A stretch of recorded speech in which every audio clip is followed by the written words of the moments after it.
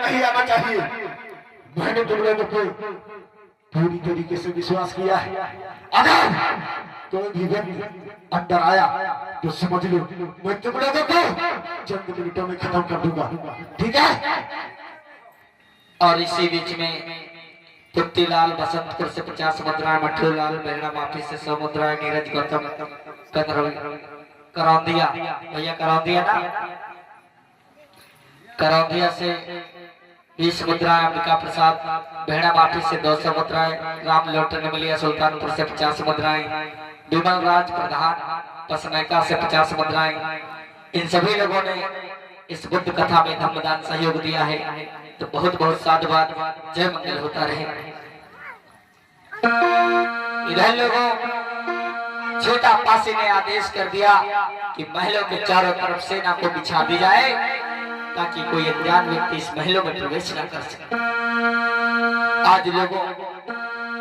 आज वही भिखारी चला है,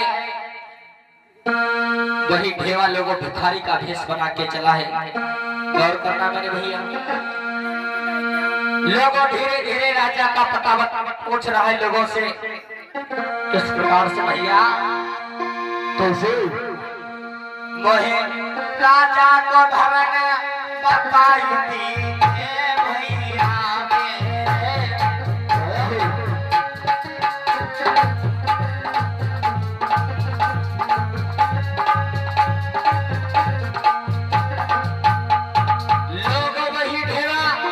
चला है भिखारी का रूप बना के लोगों से पूछ रहा भैया मुझे छीता पासी के वहां के रास्ता बता दो।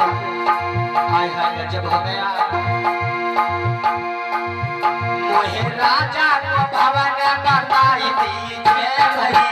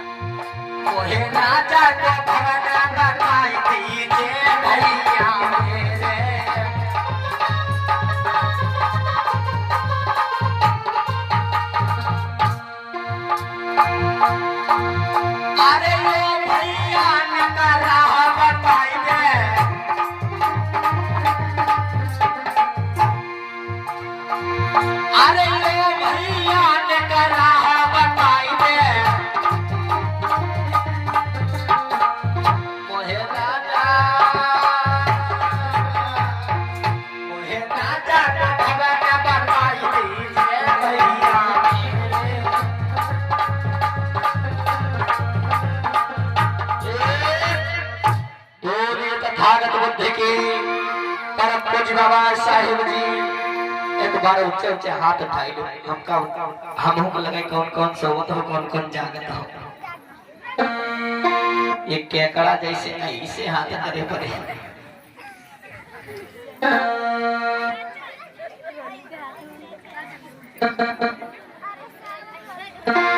हाँ उठाए रहे हो जब तक हम बताएंगे, और जो जितने जल्दी उठाएगा उतना जल्दी जाएगा।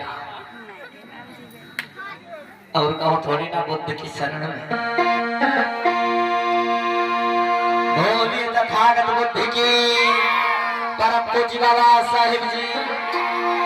तो याद रखना मेरे बंधुओं, जिस समय तो ढेवा लोगों भिखारी का भेष बना के आज पहुंचा है छत्तीसगढ़ राज तक, ढेवा सोचने लगा मैं इस महलों में प्रवेश करूं तो कैसे प्रवेश करूं। सोच रहा है कि दरवाजे पे तो तलवारें चल रही हैं, अगर मैं इनसे बच के नहीं निकल पाया तो मेरे टुकड़े टुकड़े हो जाएंगे इन तलवारों के बीच में। लेकिन ढेवा ने ऐसा किया लोगों कि देखता रहा लोगों खड़ा वहां पे, और अचानक लोगों उस गेट के अंदर प्रवेश कर गया। जैसे ही गेट में प्रवेश कर गया महाराज के चरणों में आके गिर गया।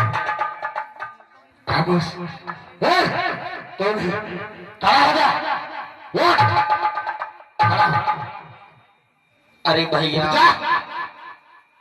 क्या है भैया? अरे महाराज, मैं ये क्या देख रहा हूँ?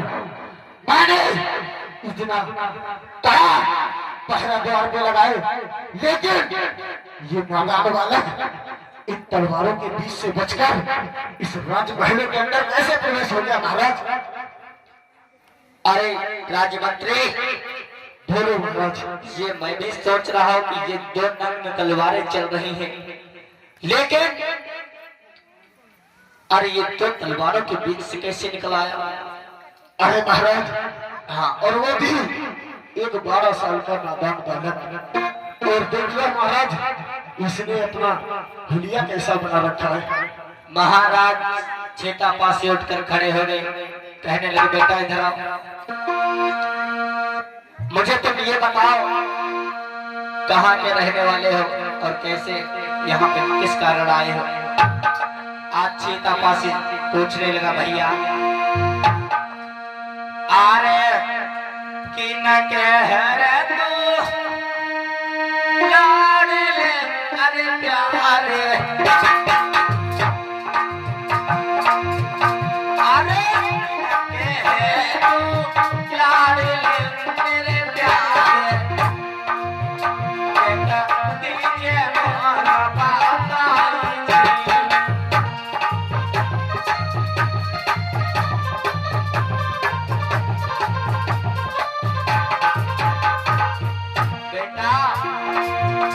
कहाँ से आए हो? तुम्हारे पिता का क्या नाम है? आज सीता पासी पूछने लगे, अरे कहाँ से चल के आयो है मेरे लाला, अरे कहाँ से चल के आयो है मेरे बेटा, बेटा दीजिए वही पता लाई।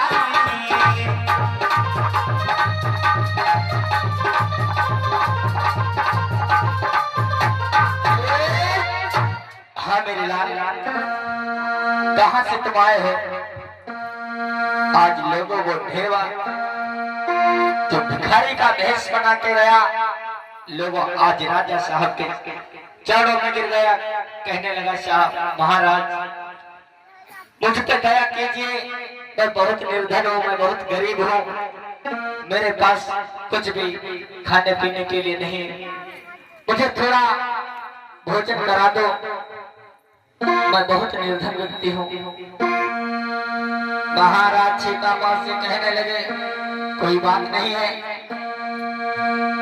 लोगों याद रखना उस समय के जो मूल निवासी राजा हमारे आपके हुए, वो ये नहीं जानते थे कि छल धोखा कपट क्या होता है, बहुत जल्दी लोग विश्वास करने लगते थे।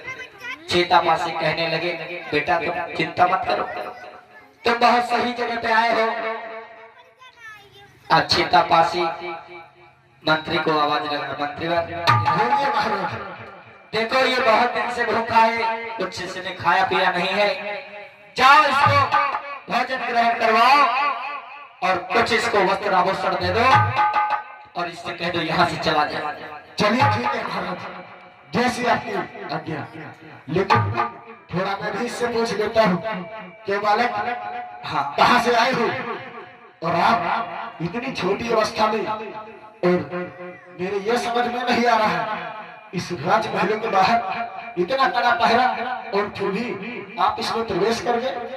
खैर कोई बात नहीं, ठीक है आ जाओ इधर बैठो, मैं तुम्हें कुछ खाने के लिए देता हूँ। लोगों जैसे ही लोगों भोजन आगे बढ़ाया और वही आज जैसे तैसे लोगों भोजन तो कर लिया, सोच रहा है कैसे न कैसे मौका मिले फिर मैं बताता हूँ तुमको मैं भिखारी हो या भिखारी मैं तुम्हें बनाऊं। लोगों मन ही मन में सोच रहा है वाह इस भिखारी का भेष करके आए लोगों, ऐसा ही नहीं भैया, आज लोगों जैसे तैसे जब भोजन को ग्रहण किया है और उसके बाद में जब ए भिखारी, कितने दिन से भूखा था, बहुत जल्दी तुमने भोजन खत्म कर दिया और खाएगा? नहीं भैया, बस पेट भर गया? चल ठीक है। जैसे ही लोगों मंत्री कुछ आभूषण वस्त्र देने लगा तो उस भिखारी को चल कहने ठीक है, मैं तुझे कुछ वस्त्र भी देता हूँ। आज वो भिखारी कहने लगा, अरे भैया ये लो कपड़े। मुझे वस्त्र और कपड़े कुछ नहीं चाहिए। क्यों? नहीं, लेकिन मैं एक बात कहना चाहता हूँ भैया। क्या? बोलो। कुछ एक मदद कर देते हमारी। और अरे भिखारी, मेरा इस दुनिया में कोई नहीं है, मैं अकेला हूँ, अनाथ हूँ, और मैं कहाँ को जाऊंगा। अगर आपके वहाँ इन महलों में कोई छोटी मोटी अगर हमें नौकरी मिल जाती, हमें आप पैसे भी मत देना, मैं पैसे नहीं लूंगा। लोगों इतनी बात सीतापासी को मंत्री ने बताया। तो इसी बात है। अरे महाराज, कहो मंत्री। ये जो नादान बालक है, हाँ, मैंने इसको तो भोजन तो ग्रहण करवा दिया, मैं इसे कुछ वस्त्र भी दे रहा था, लेकिन इसने वस्त्र लेने से मना कर दिया। क्यों? और इसका कहना है कि मैं अनाथ हूँ, मेरा इस दुनिया में कोई नहीं है, इसलिए ऐसा करो, मुझे अपने राजमहलों में कोई छोटी मोटी नौकरी दे दो, मैं अपना जीवन यही पे यापन करना चाहता हूँ। राजमंत्री बोलो महाराज। क्या कह रहा है कि वो पैसे भी कुछ नहीं लेगा? वो कह रहा है मुझे धन दौलत पैसे कुछ भी नहीं चाहिए, अच्छा, मैं सिर्फ और सिर्फ आपको राजमहलों में अपना जीवन यापन करना चाहता हूँ महाराज। अरे राज्य मंत्री, बोलो महाराज। इससे अच्छा मौका नहीं मिल सकता जब एक नौकर मिल रहा है, जब पैसे भी नहीं देना है। अरे तो ऐसा करते हैं, कोई से छोटा मोटा, कोई से छोटा। वो तो बात सही है महाराज, हाँ, लेकिन हर वक्त की चीज अच्छी नहीं होती।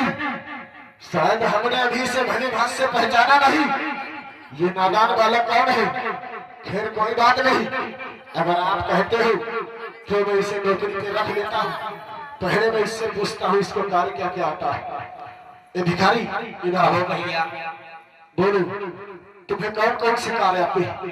अरे भैया, हमको खाना भी बनाना आता है, और कुछ थोड़ा बहुत मुझे अस्त्र शस्त्र का ज्ञान है। क्या? हाँ, मुझे थोड़ा बहुत तीर तलवार चलाना आता है। तेरा दिमाग तो खराब नहीं हो गया भिखारी? ये कि भिखारी को अस्त्र शस्त्र का ज्ञान कैसे हो सकता है? अरे भैया, मैं सच कह रहा हूँ, मुझे थोड़ा अस्त्र शस्त्र का ज्ञान है। चल ठीक है, खाना बनाने वाली बात तो तेरी ठीक है, हाँ, लेकिन अस्त्र शस्त्र वाली बात मेरे को समझ में नहीं आ रही। क्या वाकई तुझे बलयुद्ध करना आता है? हाँ भैया। चल ठीक है, अगर ऐसी बात है तो मैं आज तेरा परीक्षण करना चाहता हूँ। मैं अपने सेनापति से तेरा मुकाबला करवाऊंगा, और इस मुकाबले में जो जीत जाएगा उसे मैं एक नया सेनापति बनाऊंगा। सेनापति आओ, सामने आओ, और इस नादान बालक का डट के सामना करो। लोगों को हुआ ऐसा, क्योंकि भैया वो कोई भिखारी थोड़ी ना है। अरे वो तो एक भिखारी का भेष बना के आया था, जो ढेवा लोगों को ऐसा ही नहीं जिसे आधा उधर ने भेजा है। लेकिन महाराज सीतापासी नहीं समझ पाए कि मेरे इस राज्य दरबार में कोई काल इस राज्य में दरबार में पेश हो गया है। आज लोगों आपस में सेनापति और उससे की जो ढेवा है, आज युद्ध हुआ है, मल्लयुद्ध भैया। चलो भिखारी और सेनापति शुरू हो जाओ, युद्ध करने के लिए तैयार हो जाओ। अरे युद्ध भई है आज बंगला में, वीर न सुनी है।